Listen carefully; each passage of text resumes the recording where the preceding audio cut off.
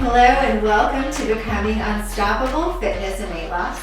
We're your hosts, Lynn and Stephanie. We're just two ordinary girls. We were born without skinny jeans, and we refuse to give up on our goal of becoming fit and fierce.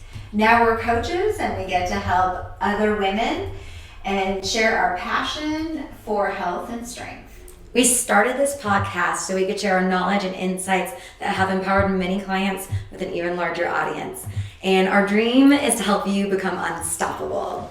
All right, well today in episode 2, we're going to be talking about fitness, the easy to understand basics. And Stephanie is a trainer at a, what do we call it, a major fitness franchise. I guess we don't want to say it. But she is the head trainer. How long have you been doing this stuff? I started fitness in general. Oh my gosh, it's been like a decade now. That's wild. So like 10 years in the fitness industry. And then I've been managing a fitness studio for 3 years, just over 3 years, just at our 3-year anniversary. Okay. And I can personally give credit to Stephanie because she was my trainer. So as far as like form and expertise, knowledge, her skills, she is top notch. I've been around the block a bit in my own fitness endeavors, and this girl knows what she's talking about. I do want to ask you, just tell us what's been going on with you since the last time we talked. It is now the holiday season. Yeah, tell us what's happening in your life. What's new and exciting? My life's been like jam-packed.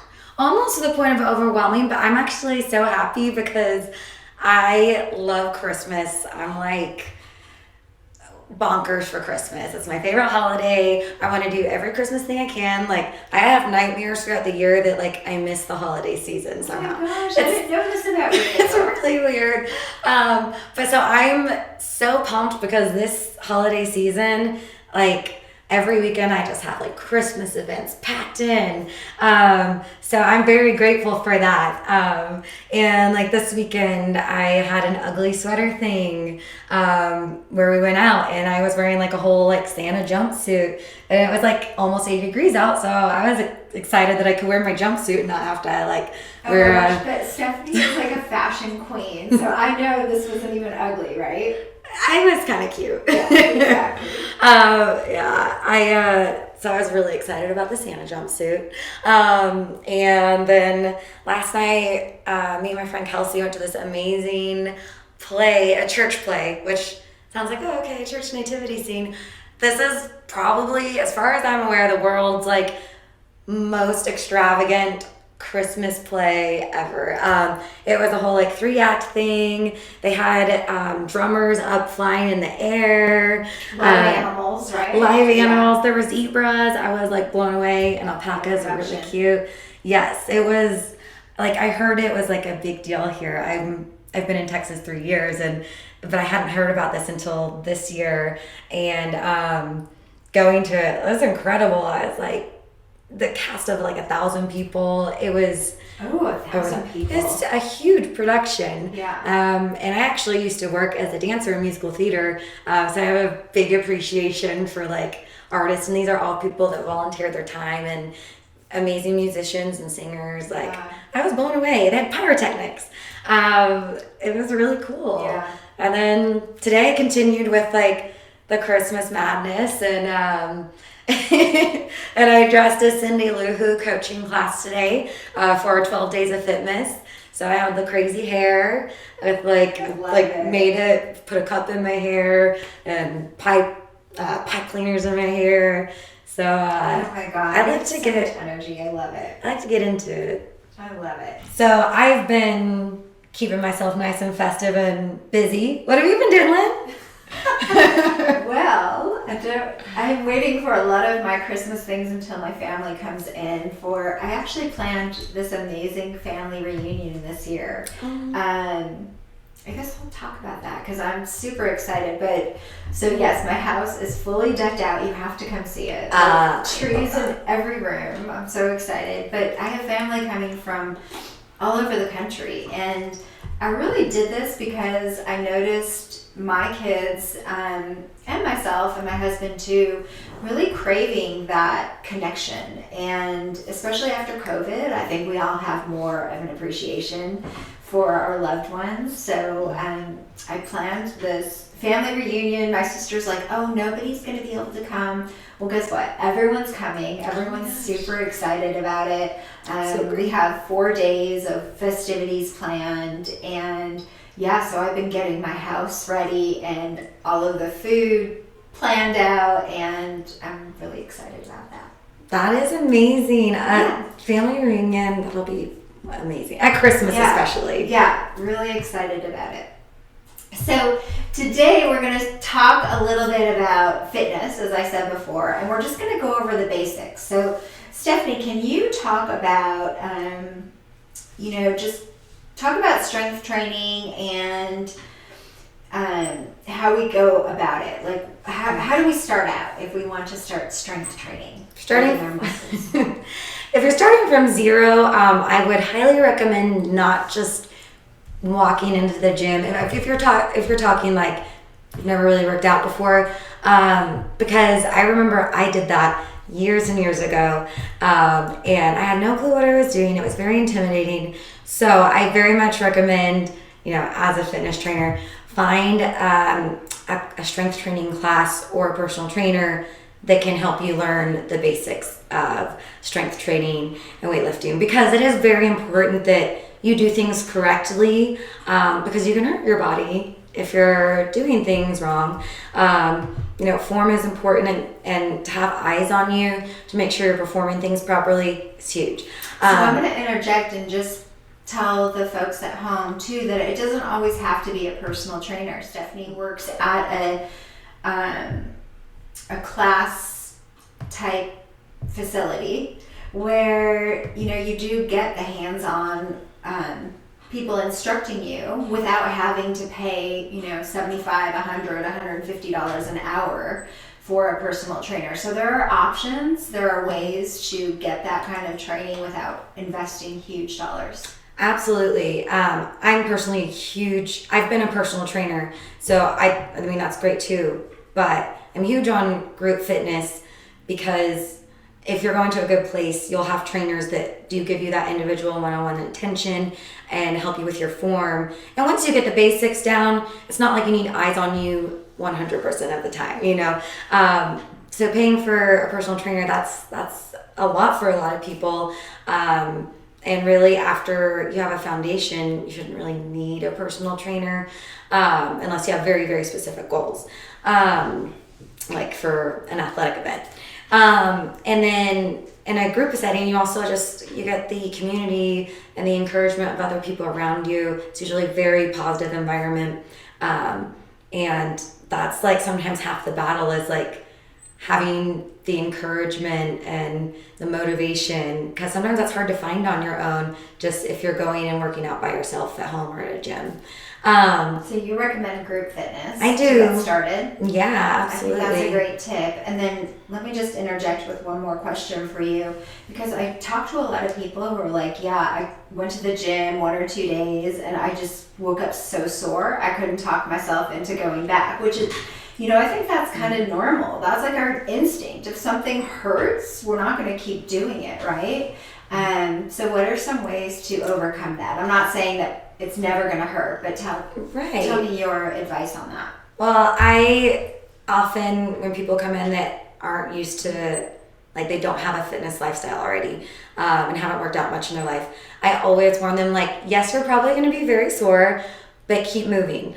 And I do encourage them to come back to class the following days, because that actually helps your muscles to recover, to keep them moving. If you just sit down, you're going to get more and more sore. I mean, eventually you will recover still, but it'll take longer to recover if you are not moving your body. And even if they can't come to class in the following days, I say at least go on a brisk walk. You need to keep your body moving. And yeah, that's a bad feeling, but as you train more, you won't get that intense soreness. There will be times where you do something that like is very different for your body, and you might get more sore than other times, but it's going to be initially, yes, it might feel painful. You might have a hard time getting out of bed even in the morning, or just sitting down if you are going from zero to a fitness routine. But once you get past that, like, I'm not really sore usually. There'll be an occasional thing where, like, you know, if we're doing some totally different stuff or a really different focus, where I'll be like, oh, I am really sore. And then we embrace that now, right? Yeah. When you get sore, we're like, oh, good, that means we're growing. You know, Exactly. We're stretching. Yeah, I always pushing our tell bodies. people that's a good sign if you're sore, because you're doing something different that your body isn't used to. Mm-hmm. So, I mean, you don't want to be incredibly sore every day, but that's not going to happen if it's your routine. So you just got to handle those few days, keep your body moving, and make sure you're drinking water, getting amino acids and protein. That also helps your muscles to recover. I might take a second to explain kind of what I mean by that. Amino acids are what's inside protein. So protein is broken down by your body, and then those amino acids are delivered into your muscles to help them rebuild and recover. That is why I like drinking essential amino acids or branched chain amino acids during or after my workout, and have protein within an hour of my workout, so my body can get those delivered into my muscles quickly, and then I can recover. And we're going to talk so much more about protein and branched chain amino acids and all of that. That is like a good quick overview on it. Yeah. And that's a great tip to get started. But I don't want people to get so hung up on that right away. So I think just the basics, you know, get somebody to help you with good form, right? Yes. And when you do encounter the soreness, which you will, Yes. don't stop moving. I love that tip. Yeah. So Absolutely. don't overdo it, but like you said, a light walk or return to the gym and do light lifting. Yeah, no, and then if you're starting, don't go into a session thinking you have to go head to the wall, crazy hard, full out effort. Like, your body's gonna get there, and you'll get to that point where you can like really push yourself. But getting into it, don't feel like you have to overwhelm your body. No one's judging you. People are just happy you're there trying it out, you know? So usually in a group environment, everyone's a cheerleader for you. So Yeah. Don't Love be it. scared. And you be a cheerleader for yourself, right? Mm-hmm. So tell us about cardio. There are different ways to exercise our heart. We have endurance training, and then we have interval training. Tell us what you know about that. Yeah, so with cardio, two main categories are like interval training and endurance, kind of like Lynn mentioned. Endurance training is more, you're doing a long period of work at more of a steady state. So, I mean, when you're working in a long period of time, say you're doing like 20 minutes, you can't go 100% for 20 minutes straight. Whereas interval training, you can really push yourself to that high energy output, 90, 100% even sometimes. You don't want to be doing that all the time, but you can push your body really hard for a short amount of time, take a rest, and then get back into another short set and take a rest. And interval training, that is great. Well, both things are great for your heart. I'll say that up front. But interval training is going to give you the most benefit that will translate. That interval training, it teaches your heart rate to recover faster. So when we push our heart out of its comfort zone, we get that high heart rate and a little shorter breath. Those are good signs that you're challenging your body. That's how our body conditions. That's how it learns to use oxygen more efficiently, so you don't get tired as quickly, or you can push harder for a little bit longer amount of time. So when you go in those intense periods to a resting period, intense period, resting period, that trains your body to use oxygen really efficiently.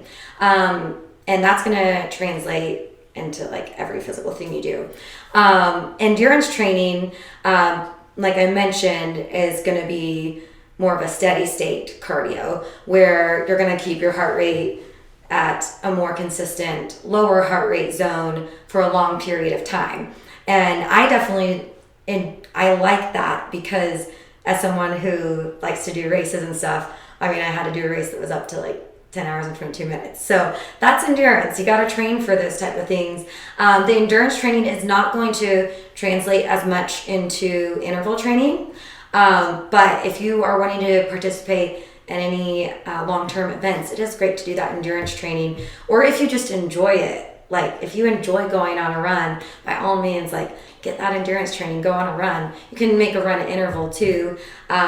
But endurance training tends to be more like running or doing the machines at the gym, like the elliptical or the Stairmaster. You're just going more to constant state. Yeah, I think both things are beneficial, and I think incorporating both interval and endurance training exercises our heart in different ways. So, absolutely. Yeah. Awesome. So I wanted to add a couple of tidbits. Again, Stephanie is in her 30s. I'm in my 50s, and so we have a little bit of a different perspective, different experience. We're at different places in our fitness journey. But I've noticed as I've gotten older the importance of flexibility. So I like to add, and I know Stephanie, we've talked about this before. She also thinks flexibility is very important, and we'll get her take on it. So I'm not saying that you discount it in any way, but I'm saying I appreciate it even more now that I'm in my 50s, and I definitely make yoga part of my routine at least once a week. And sometimes I just do it in my garage with a video. I've also done hot yoga. There are different ways to do yoga, but I've noticed that that's something that really helps to keep me injury-free, which is one of my goals, injury-free as I get older. And then I've also noticed that we have different muscles. We have small muscles. What are they called? Accessory muscles. Accessory muscles? As well as like our large muscle groups, our biceps, triceps, quadriceps, all of those large muscles that we commonly work during strength training, right? Mm-hmm. But then we have like these tiny stabilizer muscles. That's what I was thinking of. And so there are different ways to work those muscles too, and they really help with posture. And I think as we get older, maybe when we're younger, we don't need as much emphasis on that. Maybe they're already strong, but as I've gotten older, I need to work those muscles to stay, upright and shoulders back, and they just help me feel stronger and definitely look leaner. They're also called vanity muscles, but I know there's a functional purpose for keeping those muscles strong as well. Absolutely. Like those little stabilizing muscles, that's what helps us balance. And it might seem like, thinking about that, if you're someone in your 20s, you're like, I can walk just fine. But, when you age, especially going into like the later portion in life, balance is going to be an injury prevention thing. A lot of people that are a little older, they have accidents falling, and that can take them out and cause really horrible situations. Or even if it's like breaking a hip or something, balance, those stabilizing muscles, especially as you age, become super important. It might seem like silly if you're super young, but start training young and work those stabilizing muscles and work your balance. Well, and don't they also keep us from taxing the large muscles? Because they are accessory muscles, as you called them in the beginning, they keep us from, overexerting the large muscles. The more in shape those muscles are, and the more muscle memory we have with those muscles, the more we're calling on all of them to perform a task. Yeah, absolutely. Everything's connected in your body. So, you might be working your bicep on a little curl, but you have to use other muscles to keep your body in place and make sure you're performing that correctly, keeping the posture in alignment through your whole body.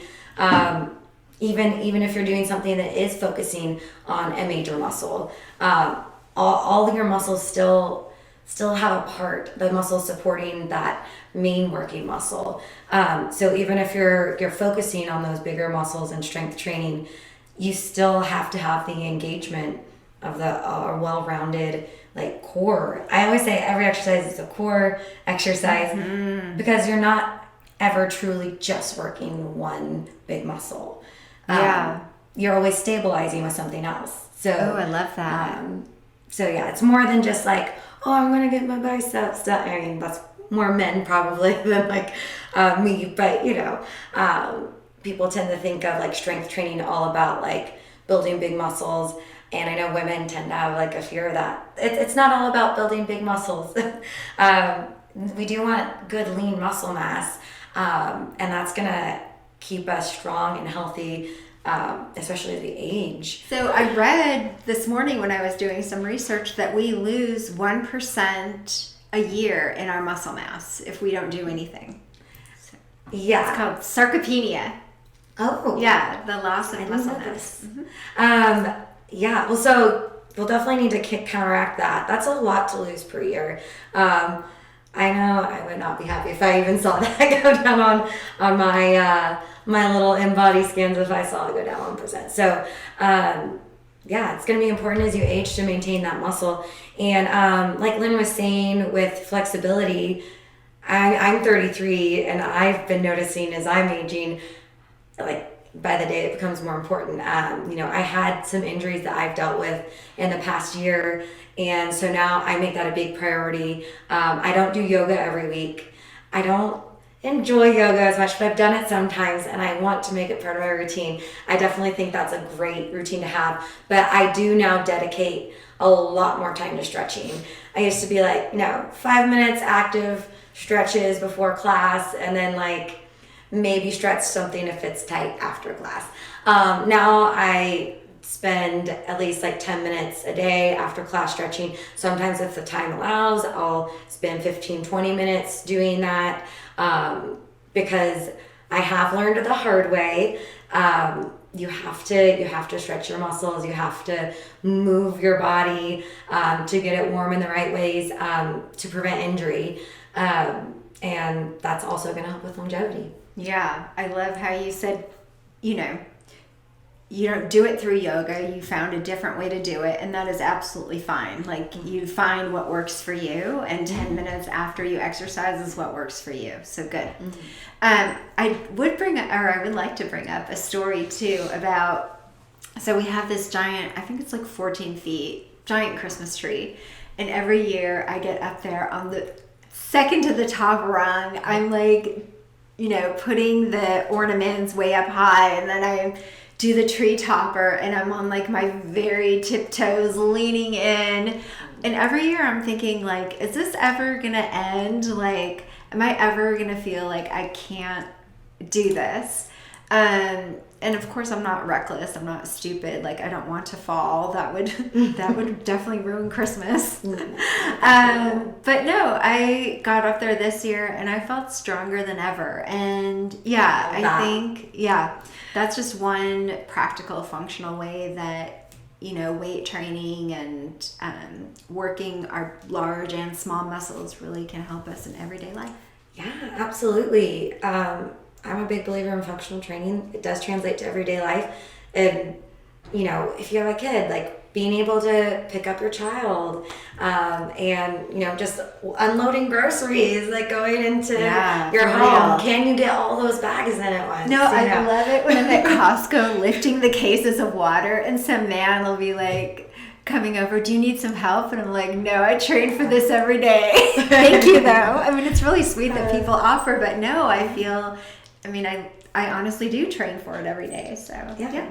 And I also love that you mentioned, like, this year putting that star on the tree, you feel stronger than ever. Like, I think people try to limit themselves once they get to their 30s, 40s, 50s, whatever, and say, oh, like, well, when I was young, I could do those things. No, like, you can be the fittest of your whole life at 50. I've seen it, not just the Lynn, but I have clients that I've seen get the fittest of their lives. And one that texted me today that placed podium, and he just got into fitness 2 years ago in a Spartan race, placed podium.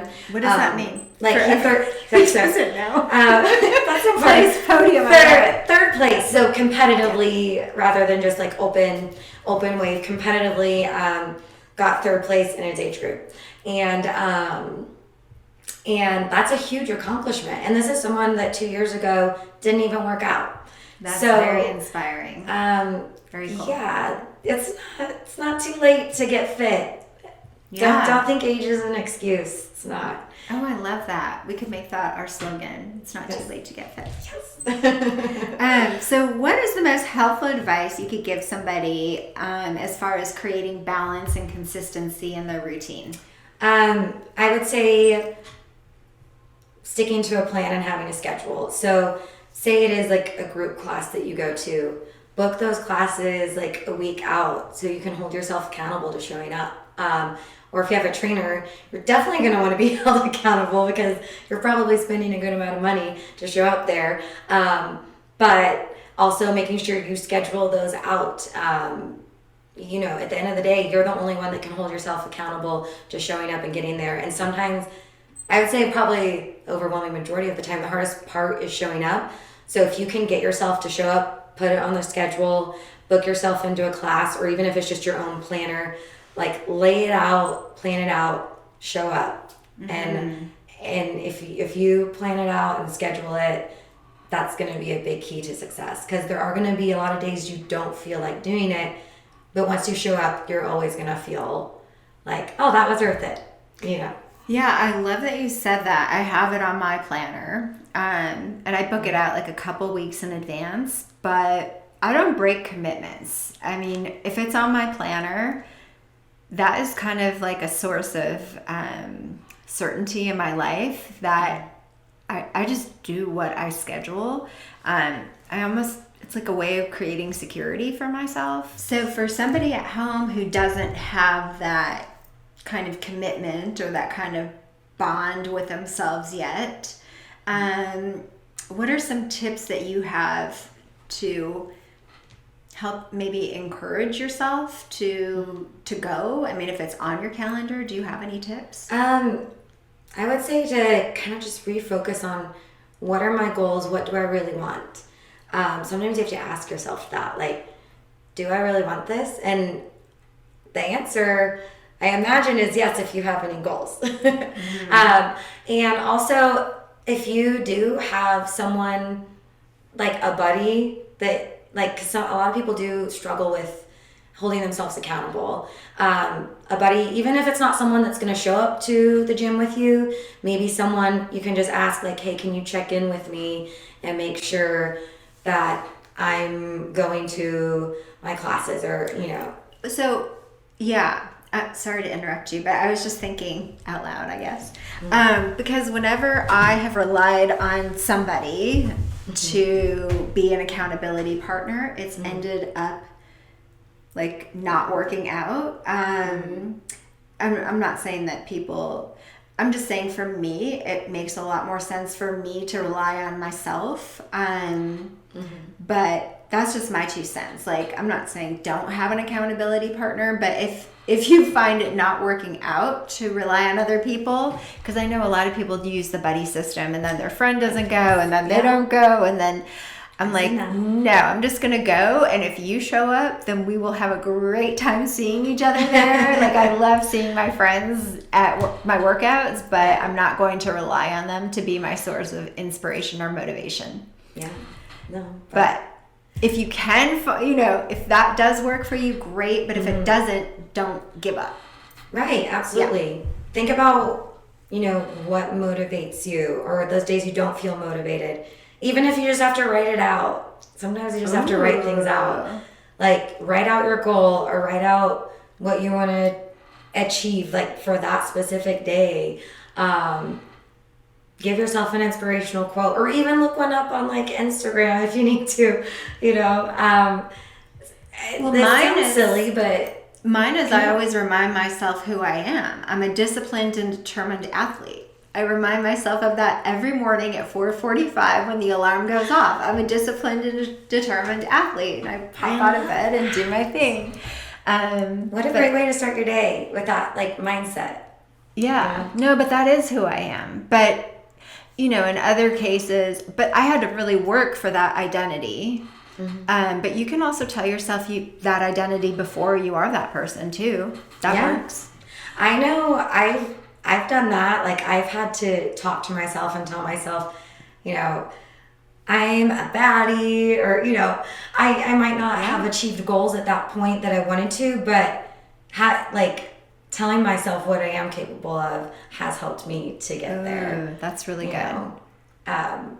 So maybe if you don't view yourself that way, start giving yourself that self-talk to do it. Yeah, because that's what you would do to a friend, right? If a friend was looking for motivation and inspiration, you'd be like, you can totally do this. Look at all the things you've done in your life.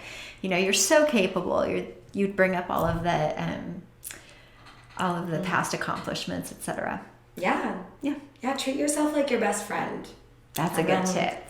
Talk to yourself like your best friend, right? And then I read something else too, like put your like I always put my clothes out the night before because I don't want to wake my husband up, but it's a way of, you know, put your shoes next to your bed, lay your clothes out. Some people sleep in their exercise clothes. I don't like to do it because I don't think it's breathable fabric, but we don't sleep in it, but whatever works for you, right? I am a big believer in laying out your clothes, whether you're starting your day working out or not. Just being ready for that next day. That's a good tip. So I'm a morning worker outer too, but for those that aren't, So create an environment that makes it easy for you to go. Yeah, absolutely. If you're going after work, have everything packed and ready to go, so you can just head to the gym, you know? Yeah. Self-motivation can be hard, but you can do it. Yes, absolutely. All right, well, thank you for everything you shared with us today. I really appreciate your knowledge and your expertise. And if you did at home, please take a moment to rate and review the podcast.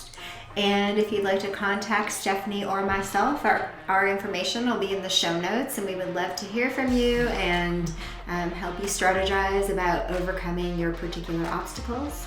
And stay tuned for episode 3 of Becoming Unstoppable. We're going to be talking more about mindset. So see you then.